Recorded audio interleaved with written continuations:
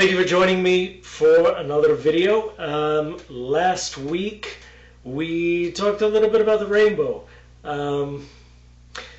There's really not a lot to the rainbow. I mean, it is just a rainbow. It's a symbol of the covenant. It's a sign, I should say, of the covenant between God and all of humanity. But I do think that one aspect of how it resembles a bow, the weapon, being placed, on a rack or something to hold it, so that it forms, the bow with the curve upward. I don't even know if that's the right way to say that. Maybe the curve is downward. I don't know. It curves upward. I like that symbolism behind it being a reminder to God that He said that He was not going to, for lack of a better way of saying it, to make war with humanity again. So that's, in addition to being a very interesting interpretation, I enjoy it. I think that that is probably the best explanation we're probably ever going to get for why God chose a rainbow. But we're not talking about that this week. This week we're going to be finishing up the chapter. We're going to talk about one of the least talked about incidents, certainly in the story of Noah, but also, I would argue, in the entirety of the Tanakh.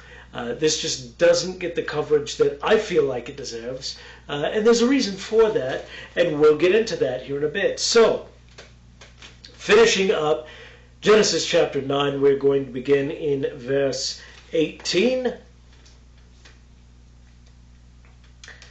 It says, "Vayiyu v'nei Noach hayosim min hateva Shem u'Ham u'Yafeth Waham Avi Knaan." So it says that these are the sons of Noah who left the ark, Shem and Ham and the Yafeth. And Ham, he was also the father, for whatever reason. Right now the Torah decides to insert this little parenthetical reference that Ham, he was the father of a guy called Canaan, right? Canaan, I think is how we say it in English. Notice how I just don't know how it's said in English. It's just, you spend enough time using the Hebrew and it just, you forget the English. But I think it's Canaan. I think that's how I think it's how it's said. You may recognize that as the pre-Israelite name of the land of Israel. There is a very good reason for that. That reason is we stole it. No, the reason is we conquered the Canaanites who were there. Most of the people, most of the Canaanite peoples, not all of them. There were some that we allowed to live, very much against God's advice, but maybe we'll talk about that at a future point. I don't know. Let's just finish with Genesis before we start talking about it later on in the book.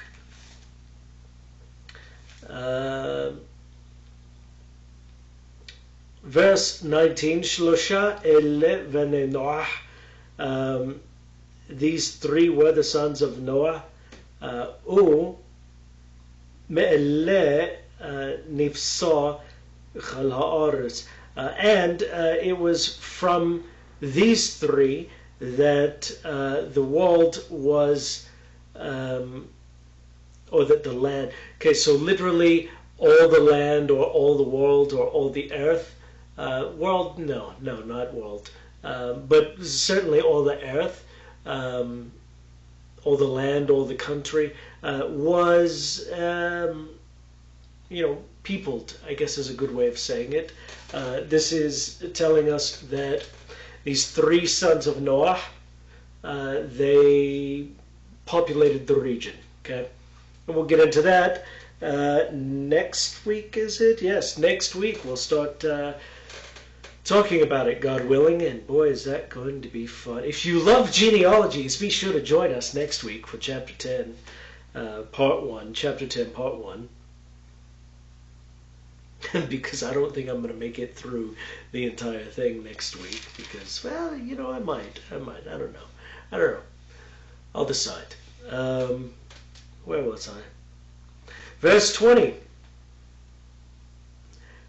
ويحل نوح إيش آدم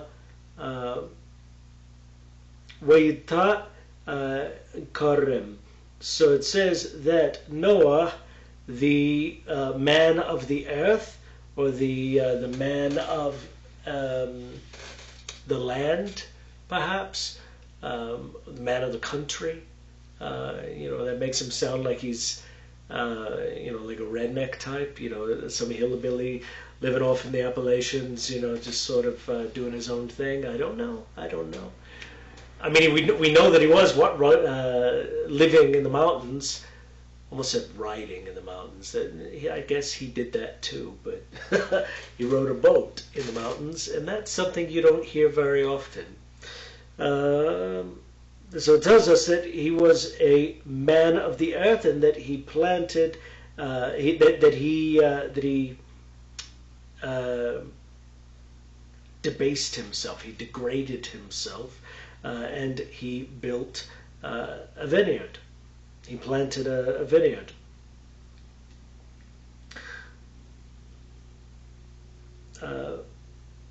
Vayesht min hayayin, and he drank from the wine. Vayishkar vayithgal bathoch ohalo. It says that he drank of the wine, and he became drunken. Drunken. He got drunk. Okay, he was intoxicated, and that he disrobed. Let's say it that way. He disrobed inside his tent. Okay. Wayar ham avich naan erwath aviu. Wayaged lishne eho bahutz. So it says that Ham, who was the father of Canaan, of Canaan, that he saw his father's irwa, his nakedness, his nudity, his intimacy. He saw his dad naked. Okay, that's just plain language. He saw his dad naked. Okay. And he went outside and told his brother, or literally he told his two brothers outside. We are in verse 23. وَيِقَحْ Shem وَيَفَثْ eth hasimlah.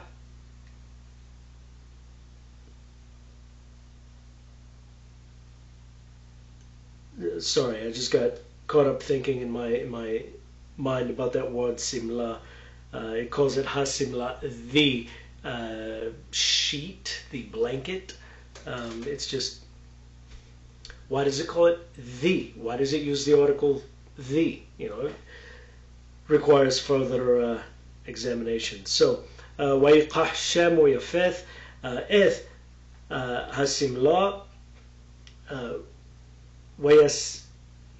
ويسمو على شخم شنهم ويلخو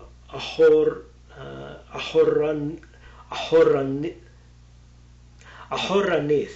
Man, I don't know why that word was so hard. ويخسو إث غرواث أبيهم وفنهم. Oh, here's the word again. Ahoronith. Ahoronith. It's so hard. Ahoronith. Okay, we'll go with that one. Ghairwath avihim lo ra'u. So it says that Shem and Japheth, they took this sheet, or this blanket, right, this garment, if you will, and they says that they laid it on the shoulder of the two of them. Both of their shoulders.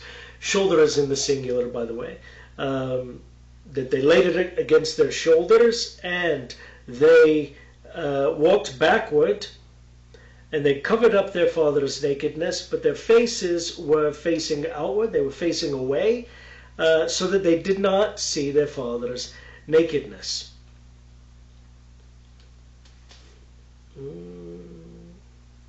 وَيَقْهَزْ Noah. Oh,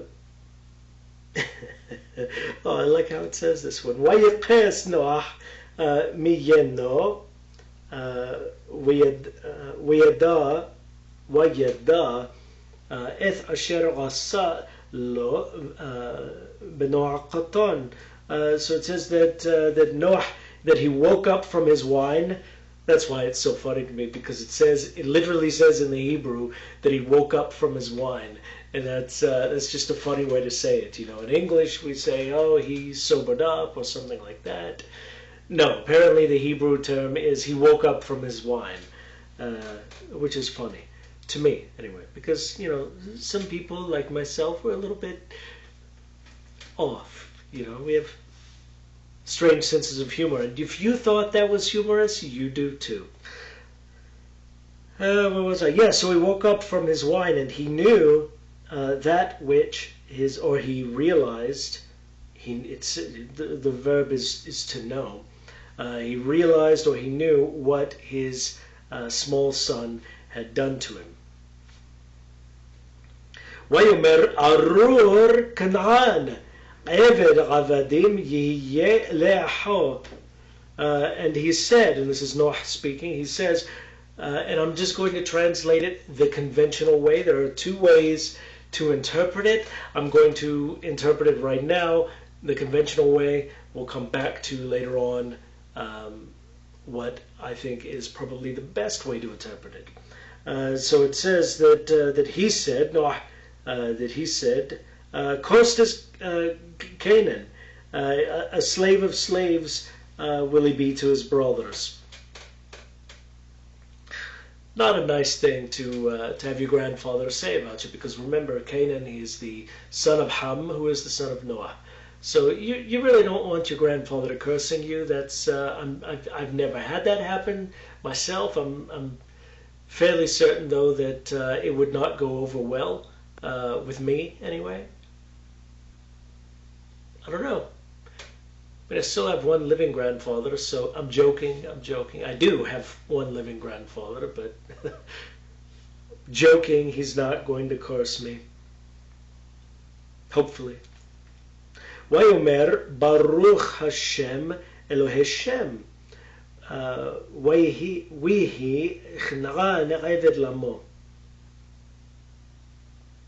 He says, blessed is Hashem, the God of Shem, and let Canaan be a slave to them.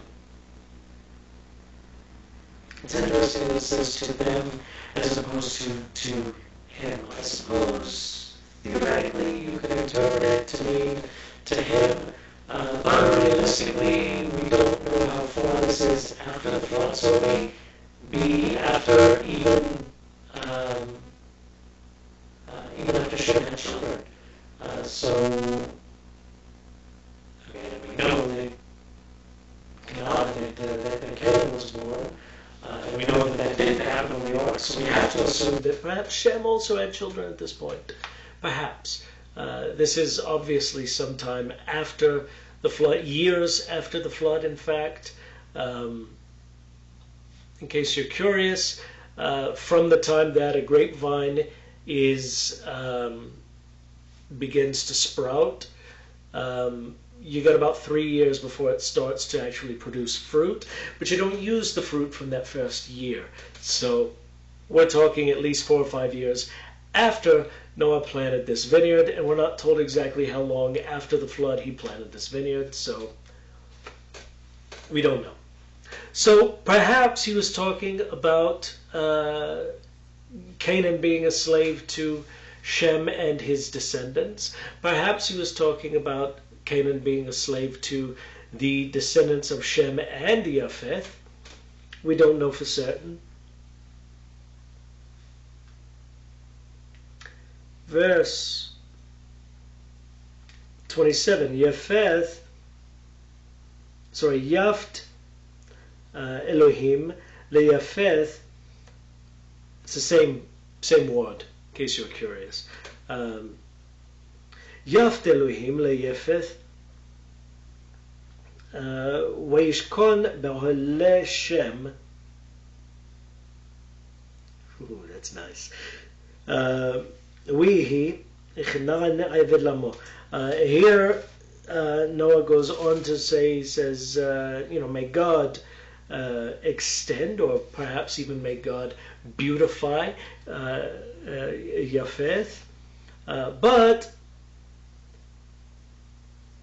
and he will dwell in the tents of Shem. And we'll talk about that in just a minute. And he went on to say, may Canaan be a slave to them.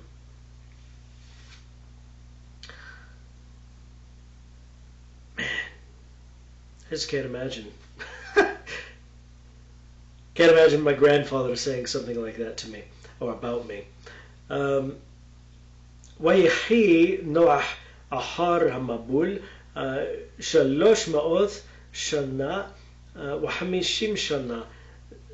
That so he says here that Noah lived after the flood for 350 years, literally 300 years and 50 years.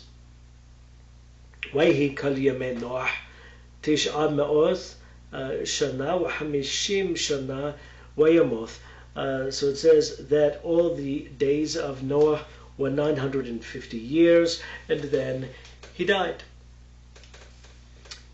And we've discussed before that when it gives these outrageously long lifespans, I take it to mean that we're talking about a dynasty here that lasted. So in this case, it's the Noahide dynasty that lasted for 950 years before it died out. Now that does not include the Semite and the Hamite and the Japhethite cadet branches that branched off. If you want to go back to that, okay, so I forget exactly which chapter it was in, but watch my earlier videos. I don't know, maybe it was in chapter 4. I don't remember. Maybe chapter 5. I don't remember. But we talked about it before, if you need a refresher course. Now, what's happening here? So a lot of people just sort of skip over this entire incident, and I honestly cannot blame them. There is a very good reason nobody talks about this passage. And that reason is, dude, like what? Like, what is going on, man? Like, really? This whole incident could have been prevented if there had been a lock on the door, I'm joking. But it could have. Let's be honest here. Let's be real, okay? But I try to keep it honest. I try to keep it, as rational as possible, right? Let's be real about this. If there had been a lock on the door, okay, the whole thing never would have happened. So, what happens? Noah, after the flood, he gets drunk off of his own wine. You never get, no, I shouldn't say that. You never use your own supply. There we go. All right. It's an old expression. Dates back to drugs. Not my drug use. No, that wasn't me. Thank God. But so he gets drunk. He has enough of his own wine to get drunk. I don't know how much that would have been, but presumably, a significant amount. He goes into his tent.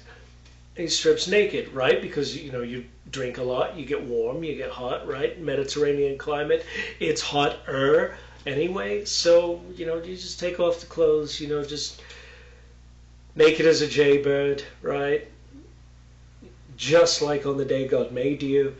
And he lays down, apparently he lays down on his bed and doesn't cover himself up. Because we read that later on, his two sons, Shem and Japheth, they came in and they covered him up. So we have to assume that he didn't cover himself up. Why? Well, he was probably too drunk. Let's be real. It was a wild night of partying, and for whatever reason, because the Torah doesn't get into it, and the Midrash really doesn't get into it, but for whatever reason, Ham decided that was the right time to follow Dad to his room. I don't know what he was thinking. I don't need to know what he was thinking to know that he messed up really badly. There is some ambiguity as to exactly what happened. But the text of the Torah tells us that Ham saw his father naked and told his brothers about it. Okay, if that's the case, he may have just been, making jokes. The Midrash takes it a step further. There are some traditions that say that perhaps he castrated Noah. There are others that say that perhaps he... there's no polite way to say this. Perhaps he violated his father. And I'm only saying it like that because, children, I don't want to scar anyone for life. Any children, anyway. No, adults, you guys are big enough to, to be scarred for life. But ultimately, we don't know for certain what happened. However, this is what we can gather from all three of those possibilities, that either he was just joking around about it, that he perhaps castrated his father, or that he violated his father's body. So there's a common theme that all of them have, that I'm left to assume this is what the Torah is communicating here, and that is an intense lack of respect for his father.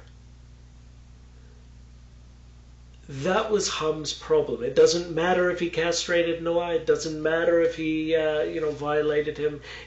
Certainly it matters for both of those cases. But what's important is that what the Torah wants us to remember anyway is that he had this severe lack of respect for his father, which is a problem.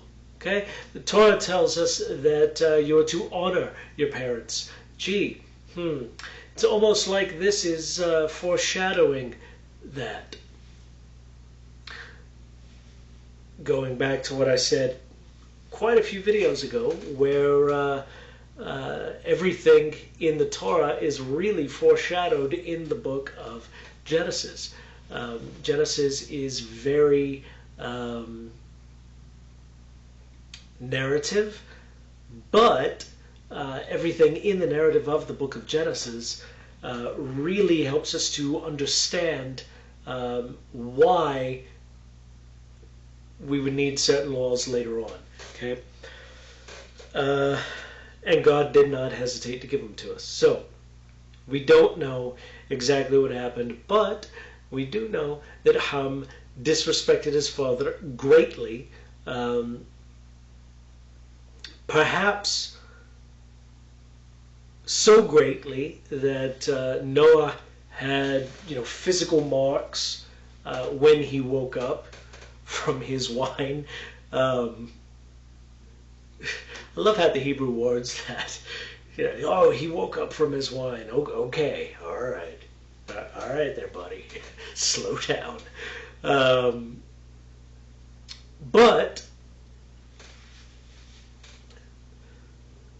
whatever the case may have been, we know that Noah woke up and he knew what had happened. Perhaps it just dawned on him. Perhaps he put two and two together. Perhaps, oh, I didn't mention Shem and Japheth. They walk backwards so that they can't see their father naked. They've got this sheet or garment between the two of them. They walk backward. They cover their father very respectfully, not looking at their father's nakedness, not making jokes or anything like that. So we see here this sort of contrast where Ham is the bad guy, but only because he's immature, whereas Shem and Japheth are the good guys, but only because they're more mature. Okay, it has nothing to do really aside from the lack of respect. The text doesn't specify any real sin beyond not respecting, their father. But Shem and Japheth, they had respect, so that was credited to them as righteousness. Whereas in Ham's case, he had no respect, and that was credited to him as wickedness. Okay. That's pretty clear from the text. Now, moving right along. Noah wakes up. He sees, what happened. Perhaps he knew what happened, but he just couldn't really do anything about it because, drunk. Not exactly the most coordinated individuals.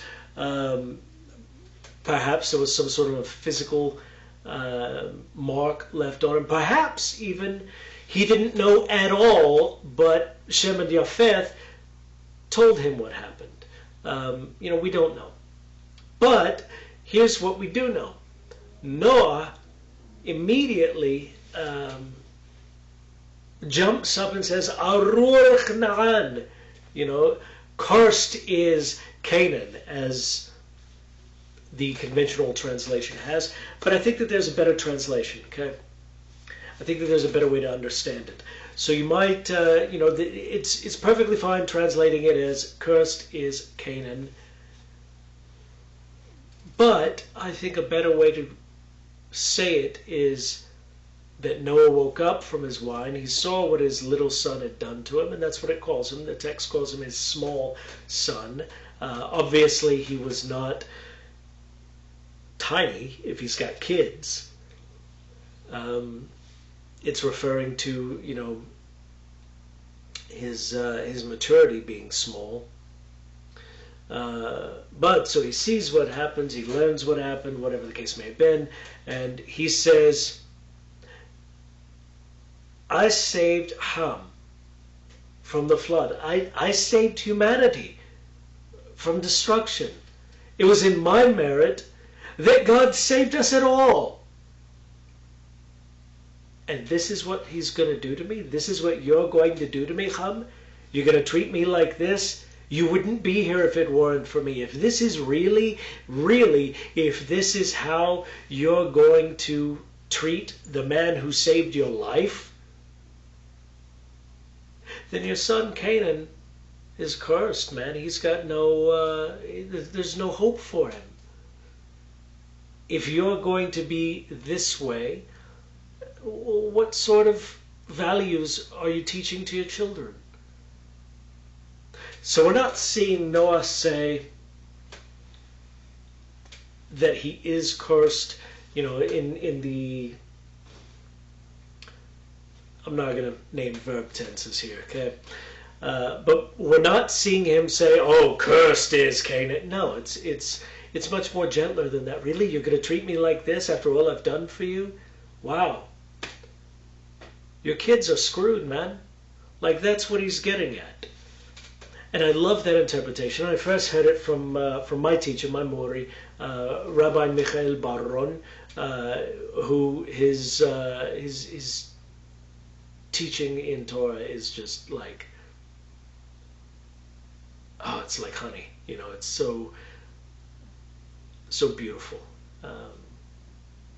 so logical, so rational, which is great because rational. But he's not cursing his grandson. He's saying, wow, this is how you're going to be. Wow, I can't wait to see how your son turns out. It's just sort of it's more of an attack against Ham than it is a literal curse against Canaan. So I think that actually covers everything I wanted to talk about. Let me double check it. So then Noah says that, he says, oh, blessed is Hashem, the God of Shem. I think that's interesting that it says that Hashem is Shem's God, but not the God of Yafeth. I think that's interesting. I'm not sure why that is, but we do know that of the three children, only one of them taught their future descendants to worship Hashem. And that would be Shem. In case you were curious, if there was any sort of confusion about that, it's Shem. And it wasn't just the Israelites who inherited it. No. It was all the Semites. And then later on, they started adopting other gods. It's okay. The Israelites did too. Everybody did it. The rabbis say if we had lived back then, we all would have been doing it too. I don't know how much I agree with that, but I can't say that I disagree. Because let's be honest, peer pressure, man. It's a strong motivator. Okay. Also, gentlemen, you see a pretty girl go into the idolatrous temple. I mean, we've all been there, let's be real about that. We've all been there where we're like, she's pretty, I'm gonna go get to know her, and if I happen to go to her temple with her, and maybe I have to, fake worship her God, maybe I can lead her away, that sort of thing. I once dated a Mormon, okay, and a Catholic. I've dated a bunch of girls, okay. Well, not a bunch, but I've dated several from several different religious opinions. We've all been there, okay? We've all been willing at one point to compromise our beliefs for something else, To be fair to me, I wasn't Torah observant at the time, but, it is what it is. Catholics and Mormons and Protestants, and there was the one Egyptian Orthodox girl, but that was, we don't talk about her. That did not go over well with our parents. Where was I even going with? Oh yeah, so Shem. Shem was, the one that Noah singled out as Hashem was his God. And I think that is very interesting.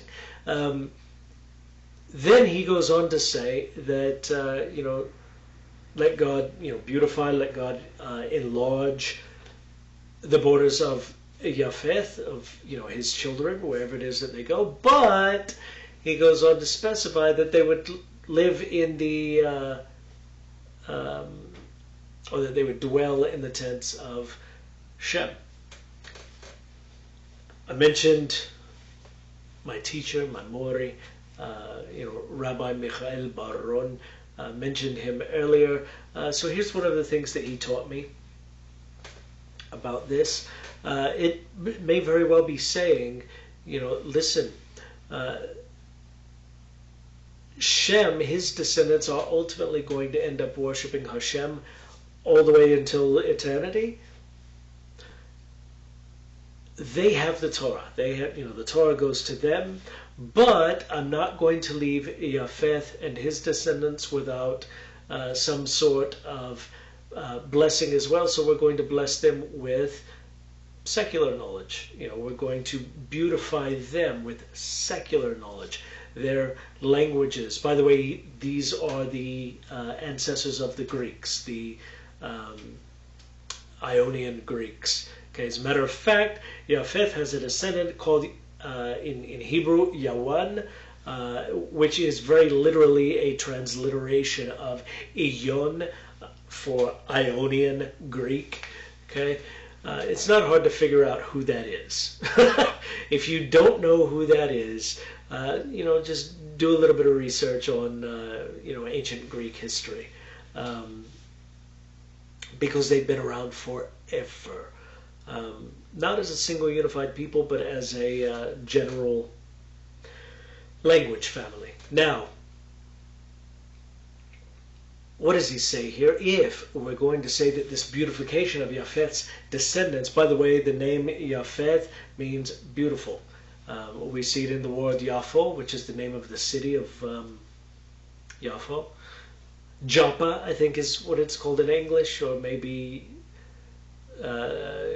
something like, I know the Arabic form of it is Jaffa. I don't know if there is an English translation of it. I don't remember. But Yaffo comes from the same word. It means beautiful. It means beauty. Yofi is oh, cute, pretty or shiny, that sort of a thing, right? So Japheth, if his blessing, if this beautification in his blessing is that he would be wise in terms of secular knowledge, then the next part of that blessing says, that he'll dwell in the tents of Shem. It's referring specifically to, yes, the descendants of Japheth are going to have secular knowledge. They're going to have science. They're going to have, these wonderful things the Greeks gave to us. Okay, forget about democracy. That's really sort of, let's be clear. Let's be very honest about this, okay? Democracy is really very little more than mob rule, where 51% of the population can vote to murder the other 49%, okay? Let's be very open and honest about that. Unless you have some sort of a document that tempers democracy, like a constitution. That's where you get constitutional republics like the United States. That's where you get these. So the UK is technically a constitutional monarchy. However, the Constitution removes all authority from the monarch and places it in a democratic system. But that Constitution allegedly it protects the rights of the minority groups just as much as it protects the rights of majority groups. So unless you have something to prevent the majority from killing the minority, that's what happens in democracy. It just is. I don't have to back that up with anything, because you can look at history for yourself. Although, no, I'm not going to get into it, because we're not talking politics, we're talking Bible, which also talks politics. But, so all these different things from the Greeks that are wonderful, that are good, astronomy, I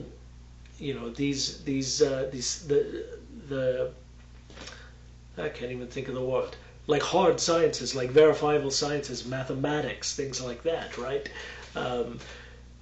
They come from the Greeks, and they're all good things. However, it's absolutely worthless unless they live in the tents of Shem, meaning they're tempering their knowledge with, their secular knowledge, I should say, with a knowledge of the Creator, that God only sort of preserved through the family of Shem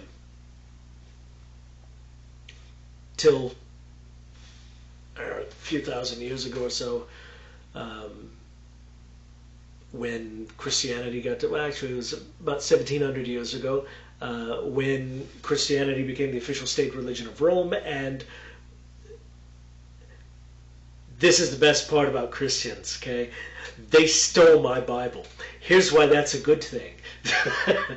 Normally it's a bad thing to steal. Here's why that's a good thing, though, because it spreads the word of my God to everywhere Christianity goes. Now they misrepresent him, at least from my perspective.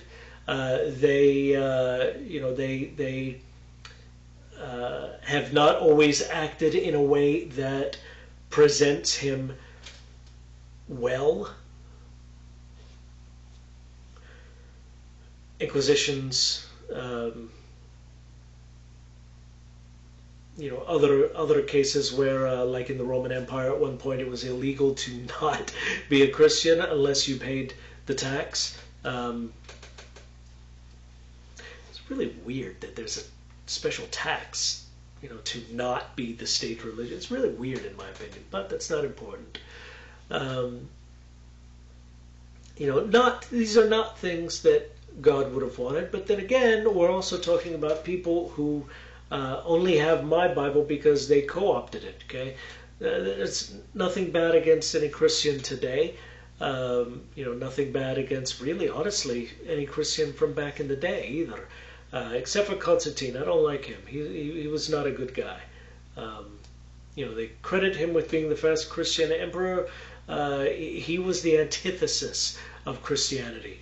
Okay, he was a pagan who wore a cross. That's all he was. Okay, so I don't know what else I could tell you about him that would be good. So we're not going to talk about that. But one of the best things about Christianity is it took the Tanakh. Yeah, they slapped their own 27 books onto it, but they took our Tanakh and they published it all across the world in all sorts of different languages. And I think that's great. I think that's wonderful. I don't have to agree with the Christians on religion. I don't have to agree with them, on politics or anything else. I just don't have to love them. And in general, I do. There are a few that I'm not really a big fan of. But I'm sure there are also Jews I'm not really a big fan of either. But, excuse me, they took our Bible and inadvertently have gone spreading the news of our God around the world. Now, yes, they came along later and said, the Trinity, and then they made up their own things, and then if you don't know anything about the Trinity, study the history of the development of the doctrine of the Trinity. Okay, it has not always been what it is today. In fact, they had like 5 councils or so dedicated, at least partially, to defining and refining what the Trinity is. And if you don't know what I'm talking about when I say Trinity, that's okay. You don't really need to know. It's not really that important. Unless you're an evangelical or a Protestant. Catholics, it's not that big of a deal. If you're Catholic, you're Catholic. If you're Orthodox Christian, you're Orthodox. That's a big O. But Protestants and evangelicals, they tend to be very, no, you have to believe it exactly as it's been formulated, and if not, hell, forever. For, just struggling with tiny wording differences. And that's all I have to say about that, because I don't want to offend anybody, and I know that if I keep going about it, it's just going to get worse. Point is, that doctrine has not always been what it is today. It did develop over time. So yes, I can definitively say that they came up with this doctrine, because they did. They admit to it. And they,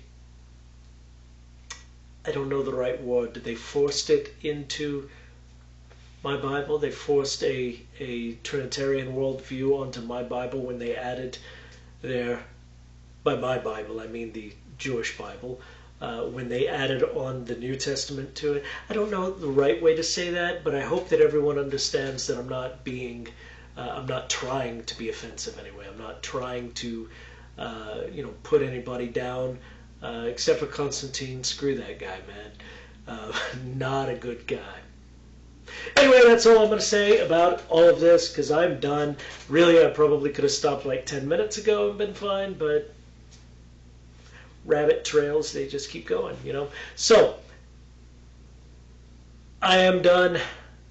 Hopefully, I will have time this week to record the video that I meant to record last week about Shechita for our midweek video. So, till next time, shalom.